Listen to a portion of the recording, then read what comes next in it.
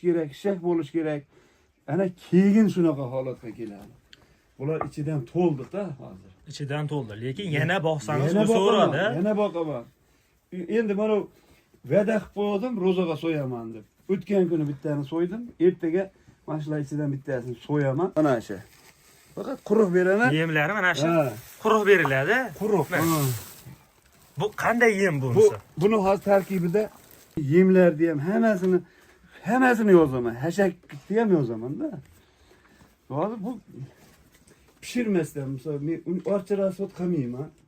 Kam rasxod? Kam rasxod qo'ylar mana o'zidan semirib ketyapti. Endi mana qo'zilar mana 5 oy bo'ldi. Biznikida o'zi qo'y uzilmaydi, hayvon uzilmaydi. Biz o'sha tug'ilganimizdan beri men eslolmayman bir hayvon uzilib qolganini. Boqiyotamiz. Assalomu alaykum kanalimiz obunachilari va bizni muntazam kuzatib boruvchi aka-ukalar, YouTube ishqibozlari, qo'chqor ishqibozlari. Do'stlar, bugungi video syomkamizda uy sharoitida qo'chqor boqish haqida bo'ladi. Videoni oxirigacha ko'rib, bitada like bosib, kanalda mehmonlar obuna bo'lib qo'yishni unutmaysizlar. Hozirda biz Namangan viloyati To'raqo'rg'on tumani Qatag'on qishlog'idan bir dehqon tog'amizni xonadonlariga keldik. Xo'p, mana bu yerda boqilyapti turgan qo'chqorlar bor ekan. Bular qachondan beri boqilyapti? Necha oygacha boqish kerak? Qanday olish kerak? Shu haqida ma'lumotlar tog'amiz o'zlaridan chiroyli qilib olib berishga harakat qilamiz. Qana bo'lmasa biz videolarimizni boshladik. Assalomu alaykum. Tog'a, yaxshimisiz? Tuzimisiz? Charchamasdan. Tuzimmisizlar? Ha, endi biz obunachilarimizga bugungi video syomkamizda qo'chqor boqish haqida bo'ladi. Xo'p, endi bu yerda nechta boqilyapti? Beyda boshida şu oktyabr oyida 15 ta qo'chqor olgan edim baridan. Oktyabr oyida. Oktyabr oyida. 15 ta olib kelgansiz. 15 ta olib kelgan edim. Hozir mana şeyda 6 ta qoldi. 6 ta boqilyapti. 6 ta boqilyapti. Ha, bularni bitta so'yib sotyapman xudo xolasa. Hop. Hamida 60 kilo, 65 kilo yuk qilishyapti. Hozir endi mana ularda tortib ko'rdim men, 2 kun bo'ldi. Mana oqlarini. Oqlar tortdim, mana bittasi 117 kilo, anasi 125 kilo yuk qildi mana oqlarini. Oqini o'zi 117 kilo qildi. Ha. Mana bunisi? Mana 125 kilo. 125 kilo. Bu yerda endi asosan qo'chqor boqilaygan-a? Asosan qo'chqor, ha.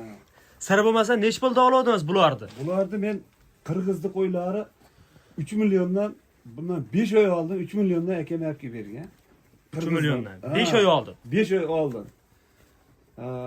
Bularni o'shanda ham sirraz yem arzonligida makka, bug'doy, arpa shunaqa narsalarni hammasini yorma qildirib, quritib men pishirib bermayman.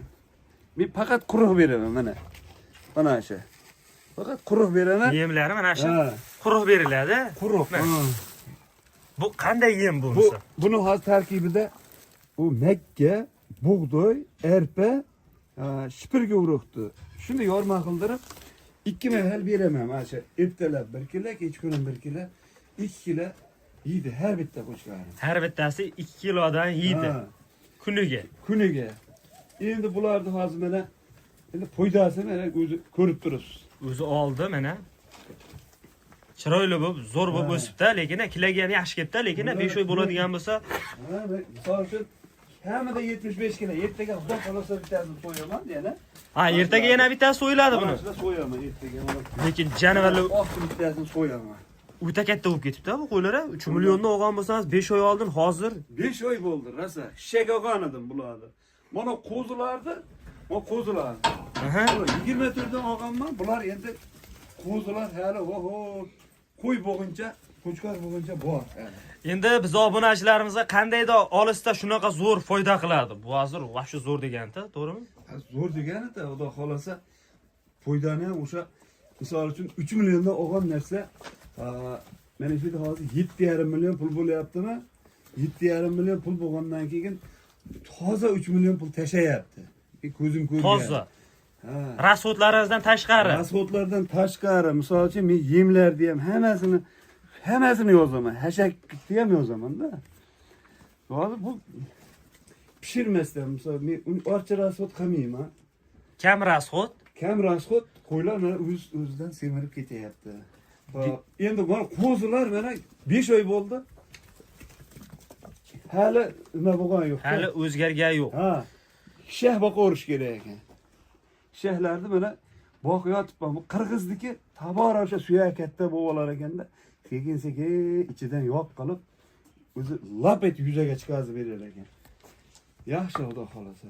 Demak, 5 oy oldin shah paytida olingan bular, ha? Kelganda mana bunaqa bordilar. Kelganda mana shunaqa bor edi-da bular. Bu qo'zilar qachondan beri yuribdi bular? Bu qo'zilar mana shu o'sha paxta mahalda shunday ulim olib keldi. O'sha qo'ypirishlar tashib yurganda. Aha. Shu olib keldi-da. Dada 24 dan oldim mana shularni. O'shanda 2 million 400 dan hozir 3,5 million bermaysiz hozir. Endi bularda hozirgi kunda yana 5 oy boqsangiz mana bunday holatga Yana keladi. 5 oy boqish kerak. Haqiqatdan mana shu holatga keltirish uchun bular qo'zidan chiqish kerak, shak bo'lish kerak. Ana keyin shunaqa holatga keladi. Bular ichidan to'ldi-da hozir. Ichidan to'ldi, lekin yana boqsangiz Yana o'saveradi. Yana boqaman. Endi mana va'da qilib qo'ydim, ro'zaga so'yaman deb. O'tgan kuni bittani so'ydim, ertaga mana shular ichidan bittasini so'yaman. Xudo xolasa. Ro'za ichi aytganlar bor, endi va'da qilganlarim bor, shularni so'yib beraman. So'yib bersangiz, lekin yaxshigina Xudo xolasa. zo'r foyda qilaveradi. Demak, akalar, birinchi qo'y olib boqmoqchi bo'lganlarga oz boqing, lekin zo'r daromad qilsin. Shunaqa tish buzganni olishsa, zo'r foyda qilaveradi. Bu mana sinovdan o'tgan. Bu oddiy uy sharoitida boqilyapti varianti. Endi ukol vaksinalari qanday bo'lyapti bularga? Ukol vaksinalari har 20 kunda o'sha mirazni chaqiraman. Shunday ukolda urib berib ketaveradi.